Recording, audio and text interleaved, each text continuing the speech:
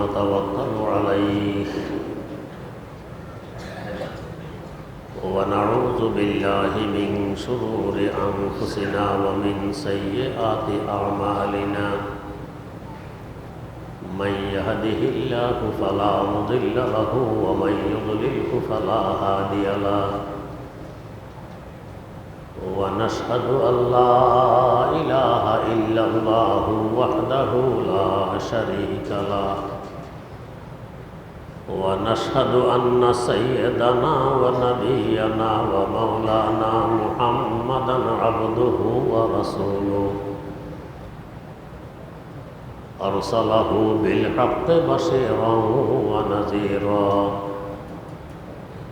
وداعيا إلى الله بإذنه وسراجا منيرا صلى الله تعالى عليه وعلى آله وأصحابه وسلم تسليما كثيرا كثيرا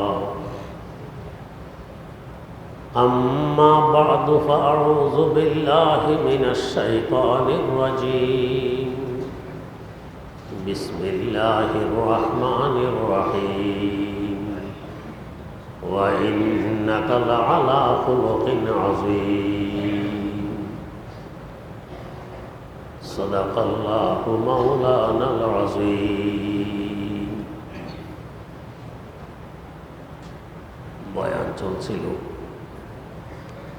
হযরত রাসূল আকরাম সাল্লাল্লাহু আলাইহি ওয়াসাল্লামের জীবনী সম্পর্কে।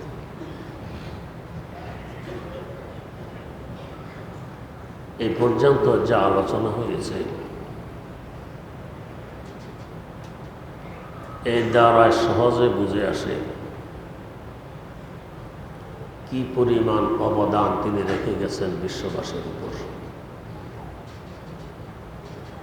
এই অবদানের বিনিময় বিশ্ববাসীর জন্য কখনো সম্ভব নয়, অন্তত তাকে ভালোবাসা এবং তার সুন্নতের উপরে আমল করা অপরিহার্য। তাই তো তিনিও বলে গেছেন বুখারী শরীফে বর্ণিত হাদিস, লা ইউমিনু আহাদুকুম হাত্তা আকুনা হাব্বা ইলাইহি মিন ওয়ালিদিহি ওয়া ওয়ালাদিহি ওয়ান নাসি আজমাইন। ও পর্যন্ত তোমরা কেউ মুমিন হতে পারবে না যে পর্যন্ত তোমাদের সন্তান সন্ততি পিতা মাতা এমনকি সমস্ত মানুষ থেকে আমার মহব্বত ও ভালোবাসা অধিক না হবে। সবচেয়ে বেশি তাকে ভালোবাসতে হবে। ভালোবাসার যত উপকরণ আছে এমন কোনো উপকরণ নেই যে উপকরণ তার মধ্যে বিদ্যমান না আছে। সকল উপকরণ তার মধ্যেই সবচেয়ে বেশি পাওয়া যায়। যেমন কারোর উপরে যদি কারোর অবদান থাকে, অবদানের কারণে ভালোবাসে। বুখারী শরীফে বর্ণিত হাদিস হযরত ইবনে আব্বাস রাদিয়াল্লাহু তাআলা আনহুমা থেকে বর্ণিত, কানা রাসূলুল্লাহ সাল্লাল্লাহু আলাইহি ওয়াসাল্লাম আজওয়াদান নাস। সকল মানুষ থেকে তার অবদান সবচেয়ে বেশি। অবদান দুই ধরনের হয়ে থাকে। এক অবদান হলো দেখা যায় জাহিরি জিসমানি, আর এক অবদান দেখা যায় না বাতিনি রুহানি। উভয় প্রকার অবদান সবচেয়ে বেশি রেখেছেন তিনি। হয়তো কেউ বলতে পারেন যে এখন তো আমরা দেখি এক এক ব্যক্তি একসাথে কয়েক কোটি টাকা দান করে ফেলে। যেমন এবারে একদিন নোয়াখালী রাস্তার পাশে নবনির্মিত মসজিদ নামাজ পড়তে ঢুকলাম। কাজ এখনো শেষ হয়নি। তো যার তত্ত্বাবধানে কাজ চলছে তাকে জিজ্ঞেস করলাম কত খরচ হয়েছে এ পর্যন্ত। বললেন 30 কোটি, একতলা মসজিদ, 30 কোটি টাকা ব্যয় হয়ে গেছে, দিতেছেন মাত্র একজন। তো রাসূল আকরাম সাল্লাল্লাহু আলাইহি ওয়াসাল্লামের সারা জীবনের দান একত্রিত করলেও হয়তো এত তো হবে না, বেশি হলো কীভাবে? বেশি এবং কম এটা অঙ্ক দিয়ে বোঝা হয় না, নেসবাত এবং তুলনা দিয়ে বোঝা হয়। যেমন ধরুন, আপনার পকেটে 100 টাকা আছে, 50 টাকা দান করেছেন। আমার পকেটে 1,00,000 টাকা আছে, আমি 10,000 টাকা দান করেছি। অঙ্ক হিসাবে তো আমারটা বেশি, 10,000 টাকা। তুলনা হিসাবে আপনারটা বেশি, কারণ আমি দান করেছি 10 ভাগের 1 ভাগ, আপনি করেছেন 2 ভাগের 1 ভাগ। আল্লাহ পাক ওইটাই দেখেন, অঙ্ক দেখবেন না। তো রাসূল আকরাম সাল্লাল্লাহু আলাইহি ওয়াসাল্লাম যে দান করে গেছেন, 1 পয়সা তো নিজের ওয়ারাসা হিসাবে রেখে যাননি, মিরাস হিসাবে রেখে যাননি, সব দান করে গেছেন। আমরা তো সব করিনি। কোটি কোটি টাকা দান করার পরও এর থেকে কয়েকশো গুণ কোটি টাকা আমার কাছে রয়ে গেছে। এই হিসাবে বেশি অবদান তো তার। 100 জন ছাত্র পরীক্ষা দিয়েছে, একজন 1 নম্বর আর একজন 100 নম্বর। যারা বোঝে না তারা ভাববে যে মাশাআল্লাহ 100 নম্বর, যারা বোঝে এরা বলবে না যে 1 নম্বর, এর রেজাল্ট ভালো। সংখ্যা তো এটা কম, 1 ওর সংখ্যা বেশি 100। তো সংখ্যা দিয়ে বিবেচনা হয়। 2 নম্বর আসল অবদান হলো মানবী, রুহানি, অদৃশ্য অবদান হলো আসল অবদান। রাসূল আকরাম সাল্লাল্লাহু আলাইহি ওয়াসাল্লামের এই অবদান, রুহানি এবং অদৃশ্য অবদান, অন্য কেউ এভাবে রাখতে পারেনি যেভাবে তিনি রেখেছেন। তার একটি দৃষ্টান্ত হাদিসের অগ্রভাগে উল্লেখ আছে। রমজানুল মুবারকে তার অবদান সবচেয়ে বেড়ে যেত। কীভাবে বাড়ত? রমজানের দান খয়রাত বেশি করতেন। হয় না, হিনা ইয়ালকাহু জিবরাইল, যখন জিবরিল আমিন আলাইহিস সালামের সাথে সাক্ষাৎ করতেন তখন অবদান বাড়ত। তো জিবরিল আমিনের সাথে সাক্ষাতে তাকে দেখায় দেখায় দান করতেন। হয় না, কি করতেন? তাদারুসে কোরআন করতেন।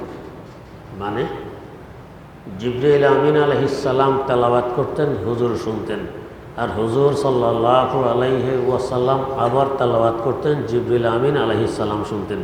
এটা হলো বড় অবদান। কীভাবে? তো এক তো রমাদানুল মুবারকের আনওয়ার ও বারাকাত। 2 নম্বর রমজানের রাতে এই কাজটা হইত। রমজানের রাতের ফজিলত কয়েক গুণ বেশি। 3 নম্বর ফেরেশতা কুলের সরদারের তেলাওয়াত কেমন আনোয়ার ও বারাকাত সাথে নাজিল হবে। 4 নম্বর শাহে দু আলম সাল্লাল্লাহু আলাইহি ওয়াসাল্লামের তেলাওয়াত শ্রবণ কি পরিমাণ বরকত হবে।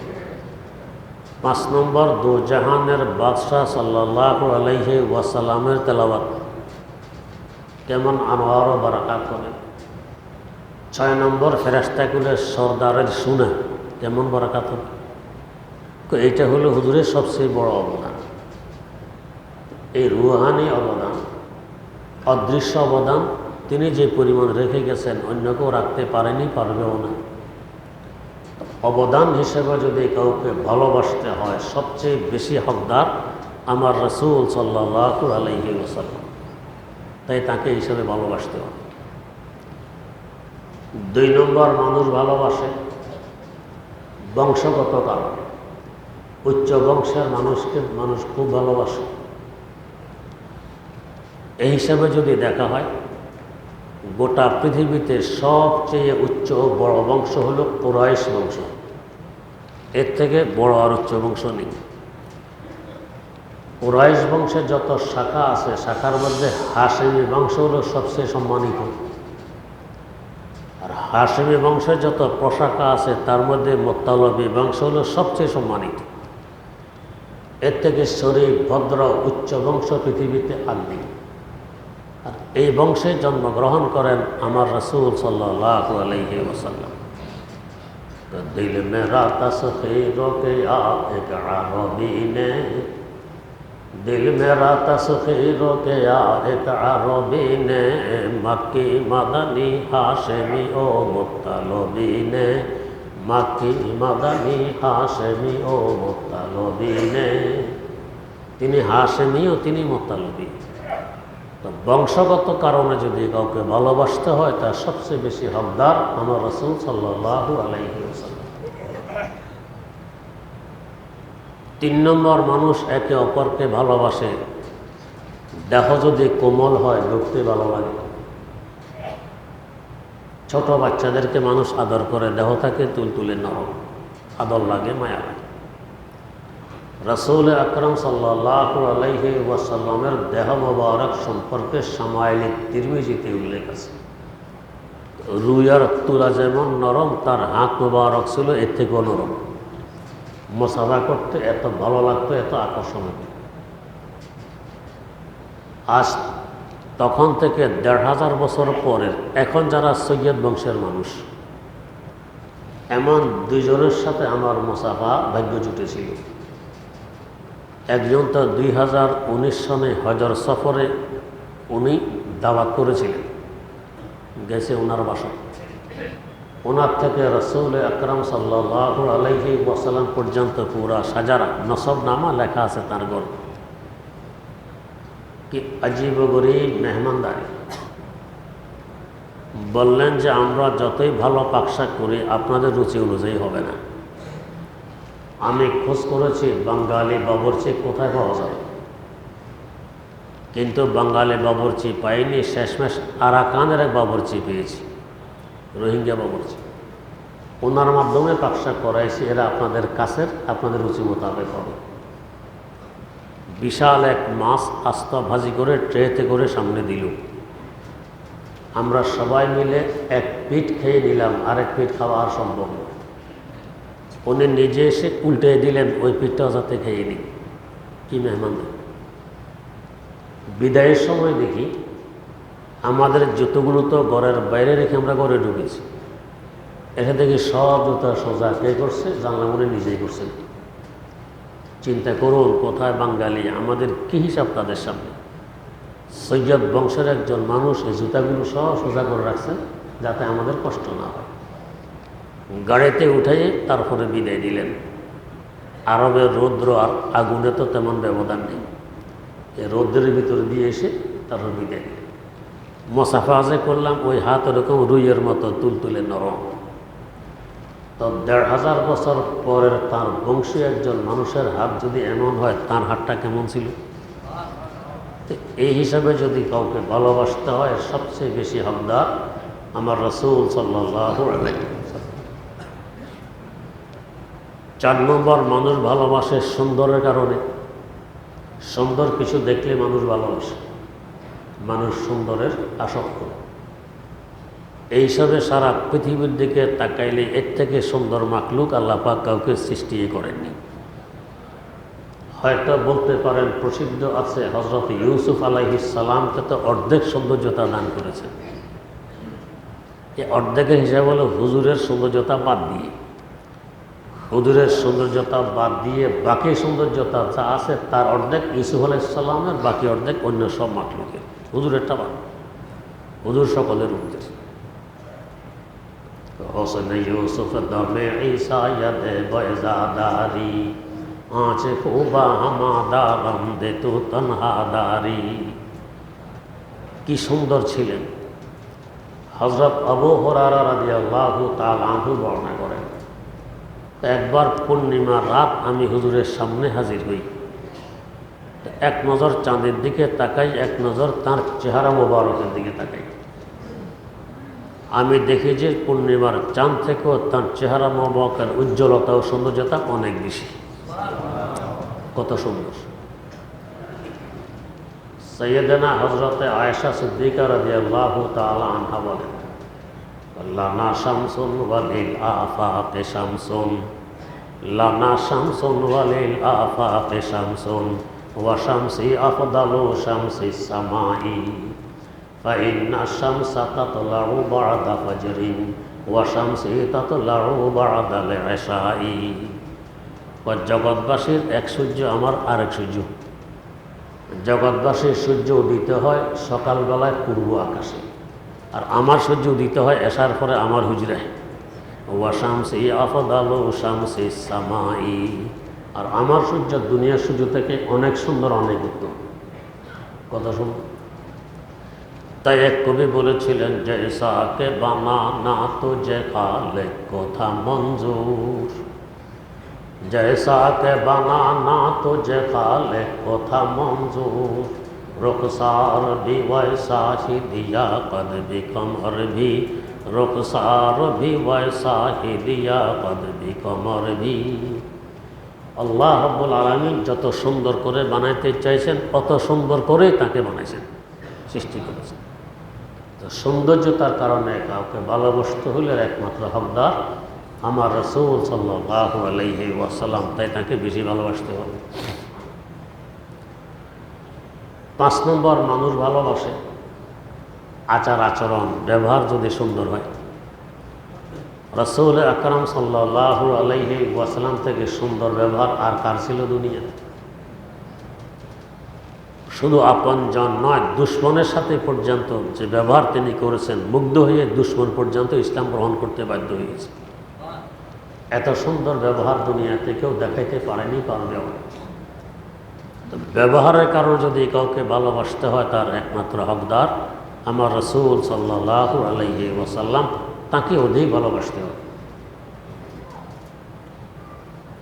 6 নম্বর, মানুষ ভালোবাসে সুঘ্রাণকে, আতর ইত্যাদি ব্যবহার করতে ভালোবাসে, দুর্গন্ধ থেকে দূরে থাকে, সুঘ্রাণের কাছে যাইতে চায়। এটাই নিয়ম। রাসূল আকরাম সাল্লাল্লাহু আলাইহি ওয়াসাল্লামের ঘ্রাণ কেমন ছিল? কোনো রাস্তা দিয়ে হেঁটে গেলে পরবর্তীতে রাস্তায় কেউ আসলে জিজ্ঞেস করার প্রয়োজন পড়তো না যে এখান দিয়ে কে হেঁটে গেছে। 40 দিন পর্যন্ত বাতাসে তার ঘ্রাণ ভেসে বেড়াইত, বলতে পারতো হেঁটে গেছে রাসূল আকরাম সাল্লাল্লাহু আলাইহি ওয়াসাল্লাম। এমনকি যে সমস্ত জায়গায় তিনি থুতু ফেলেছিলেন, থুতু জায়গাগুলো সংরক্ষিত নেই, যদি থাকতো তো 40 দিন নয়, 40 বছর নয়, অন্তত 500 বছর যাবত এখান থেকে গ্রাম পাওয়া যেত। এরকম গ্রাম আমার দাদা ওস্তাদ শেখুল ইসলাম আল্লামা জাফর আহমদ উসমানী রাহিমাহুল্লাহ রওজা পাক জিয়ারত করতে দাঁড়াইলেন, নাকে গ্রাণ আসতেছে। এত মিষ্টি গ্রাণ, এত সুন্দর গ্রাণ, এত আকর্ষণীয় গ্রাণ কখনো নাকে আসেনি। ভাবলেন অদূরে কোথাও ফুল বাগান আছে, বাতাস সেখান থেকে ফুলের গ্রাণ নিয়ে ওনার নাকে। জিয়ারত শেষ করে কৌতূহল হলো বাগানটা দেখি কোন ফুলের এত সুন্দর গ্রাণ। আশ্চর্য লাগে। এক গলির মাথা ধরে হাঁটতে হাঁটতে গলির শেষ মাথায় পৌঁছেন, কোনো ফুল বাগান পান না। বোধহয় আরেক গলিতে হবে। আরেক গলির মাথা দিয়ে হাঁটতে হাঁটতে ওই গলির শেষ মাথায় পৌঁছেন, ফুল বাগান নেই। ভাবলেন আরেক গলিতে হবে। এভাবে গলির পর গলি, গলির পর গলি হাঁটতেছেন, ফুল বাগান খুঁজতেছেন। এর মধ্যেই এলহাম হলো আল্লাহ পাকের পক্ষ থেকে, ও জাফর আহমদ, কোথায় তুমি গ্রাম খুঁজতেছো, ফুল বাগান খুঁজতেছো, বোঝো না গ্রাম করতে গিয়েছো? এই গ্রামের কেন্দ্রবিন্দু তো রওজায়ে পাক, এখান থেকে গ্রাম আসতেছে। খুশবু সে তেরি আব ভি মদিনা है मुअत्तर, खुशबू से तेरी अब भी मदीना है मुअत्तर, मक्के का हर कूचा व पत्थर भी शजर भी, मक्के का हर कूचा व पत्थर भी शजर भी। এখনো যদি ওই নাক থাকে, যেমন শেখুল ইসলাম জাফর আহমদ উসমানী রহমতুল্লাহ আলাইহি ওই নাক আছে, গ্রাম পান। এখনো যদি ওই নাক থাকে, নাক নিয়ে যাওয়া হয় মদিনা মুনাওয়ারায়, মক্কায় মুকাররমায়, আকাশে বাতাসে উড়িয়ে গুলিয়ে, এখনো গ্রাম হিসেবে 1500 বছর পরেও ইনশাআল্লাহ কিয়ামত পর্যন্ত থাকবে। मक्के कहर कोचा व पत्थर की साजार भी। 7 নম্বর মানুষ ভালোবাসে।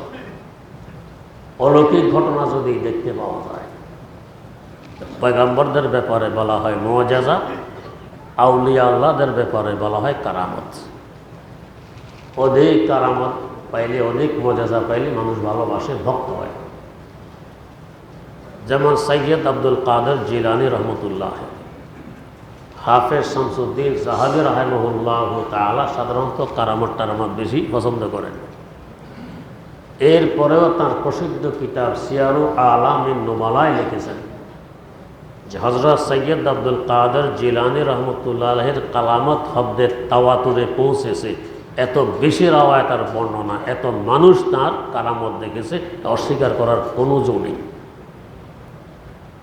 হযরত জিলানীকে কে আমাদের মধ্যে আছে ভালো না বাসে?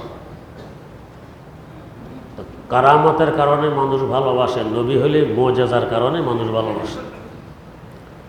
হযরত রাসূল আকরাম সাল্লাল্লাহু আলাইহি ওয়াসাল্লাম থেকে বেশি মুআজিজা আর কেউ কি দেখাতে পারছে না পারবে? তিনি যে সাহেবে মুআজিজা, তার থেকে যে মুআজিজা প্রমাণিত, এটা হদ্দে তাওয়াতুরে পৌঁছেছে, অস্বীকার করলে ঈমান থাকবে না। যদি কেউ হুজুরের মুআজিজা অস্বীকার করে, ঈমান থাকবে না। যেমন স্যার সৈয়দ আহমদ আলী গড়ি, উনি মুআজিজা অস্বীকার করতেন। তাহলে সোরাকার ঘোড়ার পা ডেবে গেছে হুজুরকে ধরতে গিয়ে, তো হুজুর তো লোহিত সাগরের পাড়ে পাড়ে যাচ্ছিলেন, সোরাকাও সাগরে পাড়ে পাড়ে যাচ্ছিল, এখানে কাদামাটি থাকাই স্বাভাবিক, কাদার ভিতরে পা ডুবে গেছে, এটা কোনো মুআজিজা নয়। আলিয়াযুবিল্লাহ। লোহিত সাগরে পাড়ে হয়ে গেছে কিনা আল্লাহ ভালো জানে। আল্লাহ পাক তো তৌফিক দিয়েছেন বহুবার যাওয়ার। লোহিত সাগরের পাড়টা হলো পাথরের, তা আমাদের দেশের পুকুরের মতো যেখানে কাদা থাকে এটা পাথর, কোথায় ঘোড়ার পা ডুববে? আর উনিকে একবারে পানি দিয়ে গেছেন, উপরে দিয়ে যাননি। তেমনিভাবে মূসা আলাইহিস সালামের কারাম মুআজিজা, লোহিত সাগরের পানি দুই পাশে দাঁড়ায় গেছে, রাস্তা হয়ে গেছে, তিনি সাগর পাড়ে দিয়ে এই পাড়ে চলে আসলেন। ফেরাউন মাঝামাঝি জায়গায় আসার পর পানি মিলে যায়, ফেরাউন ডুবে ধ্বংস হয়। সৈয়দ আহমদ আলী গড়ি কী বলে, নদীতে তো জোয়ার ভাটা হয়। মূসা আলাইহিস সালাম আসার সময় এই সময় ভাটা ছিল, উনি চলে গেছেন, ফেরাউন আসছে, জোয়ার আসছে, এটা তো আর কারাম মুআজিজা নয়। আলিয়াযুবিল্লাহ। সেভাবে মুআজিজাকে অস্বীকার করে, মুআজিজা অস্বীকার করলে তার ঈমান থাকে না, কাফের হয়ে যায়। তো রাসূল আকরাম সাল্লাল্লাহু আলাইহি ওয়াসাল্লামের মুআজিজা যদি কেউ অস্বীকার করে তো সে কাফের, সে মুমিন নয়। এত মুআজিজা হুজুরের। তার মুআজিজাগুলো এক ওলি বর্ণনা করতেছেন এইভাবে, ঈমানে নবী পাতে হি চলতা है शजर भी, ঈমানে নবী পাতে হি চলতা है शजर भी, गोया लब एजाज भी कहता है हजर भी, गोया लब एजाज भी कहता है हजर भी। खुर्शीद को तलअत हुई पाते ही इशारा था, अंगुश्त मुबारक से हुआ शक्के कमर भी, अंगुश्त मुबारक से हुआ शक्के कमर भी। ऐ अबर करम बहर सखा कुछ तो इधर भी, फेंके हैं गुलारों की तरफ बल के समर भी, फेंके हैं गुलारों की तरफ बल के समर भी। হুজুরের প্রয়োজন মেটানোর দরকার ছিল, পর্দার ব্যবস্থা নেই। ইশারা করেছে তো গাছ ছুটে এসে গেছে দূর থেকে, মানুষ যেভাবে আসে জমিন চিরে ছুটে এসে গেছে, পাখাগুলো শাখাগুলো নোয়ায় দিল জমিনের মধ্যে, পর্দা হয়ে গেছে। হুজুর রোদ সেরে ফেলছেন, গাছ আপন জায়গায় ফিরে চলে গেছে। ঈমানে নবী পাতে হি চলতা হয় সাজার ভি, গাছ পর্যন্ত চলে, কত বড় মুআজিজা। গোয়া লবে এজাজ ভি कहता है হাজার ভি। পাথরের কিনার দিয়ে হেঁটে যান তো পাথরে সালাম দেয়, হুজুরে আওয়াজ শোনেন। পরবর্তীতে হুজুর বলতেন যে পাথরটি আমাকে সালাম দিত, এখনও সেই পাথরটি আমি চিনি কোন জায়গায় পড়ে আছে। গোয়া লবে এজাজ ভি कहता है হাজার ভি। প্রয়োজন ছিল ইশারা করে সূর্য পুনরাউদিত হয়ে গেছে, खुर्शीद को तलअत हुई पाते ही इशारा, अंगुश्ते मुबारक से हुआ शक्के कमर भी। ইশারা করেছেন তো সূর্য পুনরায় উঠে গেছে, ইশারা করেছেন তো চাঁদ মোবারক দুটুকটা হয়ে গেছে। এটা শুধু মক্কাবাসীরা দেখেছে তা নয়, পৃথিবীবাসীরা দেখেছে। এক হিন্দু রাজা তার দৃষ্টি পড়েছে, হঠাৎ দেখে চাঁদ দ্বিখণ্ড, ব্যাপার কি? তাহাকে করতে করতে খোঁজ আসলো যে এক নতুন নবীর আবির্ভাব করছে, তাঁর ইশারা চাঁদ দুই টুকরা হয়ে গেছে। ইসলাম গ্রহণ করে মুসলমান হয়ে গেছে। এরপরে তিনি একটি মসজিদ নির্মাণ করেন, খুবই আকর্ষণীয় মসজিদ। এখনও সেই মসজিদটি আছে, বিভিন্ন মসজিদ অ্যালবামে দেখতে পাবেন। এই নব মুসলিম ওই রাজার নির্মিত মসজিদ এখনও আছে। আঙ্গুশতে মুবারক সে হুয়া শক্তে কমর ভি। এই ধরনের মোজেজার কারণে, অলৌকিক ঘটনার কারণে মানুষ ভালোবাসে। এই হিসাবে ভালোবাসতে হলে সবচেয়ে বেশি ভালোবাসার হকদার আমার নবী সাল্লাল্লাহু আলাইহি ওয়াসাল্লাম। তো ভালোবাসার যত উপকরণ আছে সকল উপকরণ তার মধ্যে বিদ্যমান। ইউসুফ দমে ঈসা ইয়াদে বয়সাদারি। ঈসা আলাইহিস সালামের ফুক রোগী সুস্থ হয়, রাসূল আকরাম সাল্লাল্লাহু আলাইহি সাল্লামের ফুক রোগী সুস্থ হয়। মুসা আলাইহিস সালামের হাত বগলের নিচে নিয়ে বের করলে চন্দ্রের মতো জলমল জলমল করত, হুজুরের চেহারা এমনি জলমল জলমল করে। ইউসুফ আলাইহিস সালাম সুন্দর, তাকাইলে চোখ ফিরত না। এর থেকে কোটি গুণ বেশি সুন্দর আমার নবী, তাকাইলে চোখ ফিরে না। ইউসুফ দমে ঈসা ইয়াদে বয়সাদারি, আঁচে খুবা হামাদারাম দে তু কনহাদারি। সকল পয়গম্বরের যত খুবই, যত সৌন্দর্যতা আছে, যত অলৌকিক ঘটনা আছে, যত কামাল আছে, যত জামাল আছে, একা আমার নবী সাল্লাল্লাহু আলাইহি ওয়াসাল্লামের মধ্যে থেকে অনেক গুণ বেশি। এই হিসাবে ভালোবাসতে হলে তাঁকে ভালোবাসা লাগে। কিন্তু এই নবী সম্পর্কে বিভিন্ন ধরনের কটাক্ষ, বিভিন্ন কল্পনা করে থাকে, অসৎ আচরণ করে থাকে। ঈমান সামান্যতম যার অন্তরে আছে এরা এটা বরদাস্ত করতে পারে। আর বিশেষ করে গোলাম আহমদ কাদিয়ানী এবং তার অনুসারীরা ওনাকে শেষ নবী মানে না, গোলাম আহমদ কাদিয়ানী হল শেষ নবী। আলিয়াজুবিল্লাহ। নবী বলে গেছে লা নবী ইয়া বাদি, আমার পরে আর কোনো নবী আসবে না। নবীর কাজ আমার উম্মতের আলেম সমাজ করে ফেলবে। ইন্নাল উলামা ওয়ারাসাতুল আম্বিয়া।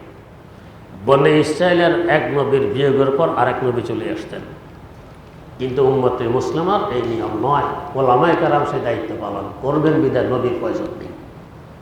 গোলাম আহমদ কাদিয়ানী দাবি করে সে নবী, তার অনুসারে দাবি করে সে নবী। মানুষকে ধোঁকা দিয়ে আসল কথা সবসময় বলে না। নবীদের জন্ম পবিত্র, জীবন পবিত্র, মৃত্যু পবিত্র, সব পবিত্র। গোলাম আহমদ কাদিয়ানীর অনুসারীকে জিজ্ঞেস করবেন আপনাদের নবীর মরার ইতিহাসটা একটু বলেন তো, দেখবেন বলবে না। তো পায়খানায় পড়ে মারা গেছে। নবী কীভাবে পায়খানায় পড়ে মারা যায়? তো পায়খানাকে এখনকার যুগের নিয়ে স্যানিটারি পায়খানা, তখন তো গর্ত খুঁজে গাছ একটা দিয়ে রাখতো, এর মধ্যে মানুষ মলমূত্র ত্যাগ করতো, নিচে জমে থাকতো পায়খানা, এখানে পড়ে মারা গেছে গোলাম আহমদ কাদিয়ানী। কিসের লোক? এরা মানুষকে ধোঁকা দেয়, তাদের সাথে বিয়ে শাদী পর্যন্ত বৈধ নয়, করলে হবে না, গুনাহ হবে, ধোঁকা দেয়। আমাদের অদূরে এখানে তারা একটি মসজিদ বানাইছে, আহমদী মসজিদ। এই মাসের 15 তারিখ আগামীকালই তো তাদের অবস্থান ঘোষণার লক্ষ্যে সারওয়ার্দী উদ্যানে মহাসমাবেশ। সকলের দাওয়াত রইলে অংশগ্রহণ করার চেষ্টা করি। এটা আমাদের নবীর উম্মত হওয়ার দাবিদার, ইমানের দাবি, নৈতিক দাবি, আমাদের এই দাবি। অর্থ এই নয় যে তাদেরকে দেশ থেকে বের করে দাও। এই দেশে হিন্দু বাস করে, বৌদ্ধ বাস করে, খ্রিস্টান বাস করে, করবে, কিন্তু করবে যার যার ধর্ম পরিচয়। হিন্দু ধর্ম পরিচয় বাস করুক, কোনো বাধা নেই। কিন্তু হিন্দু বললেন আমি মুসলমান, এটা তো বৈধ নয়। মানুষ ধোঁকা খেয়ে তার সাথে বিয়ে শাদী লেনদেন করবে তো ঠিক হবে না। খ্রিস্টান হিসাবে বাস করবে, কোনো বাধা নেই। যে দাবি করে আমি মুসলমান, এটা বৈধ নয়।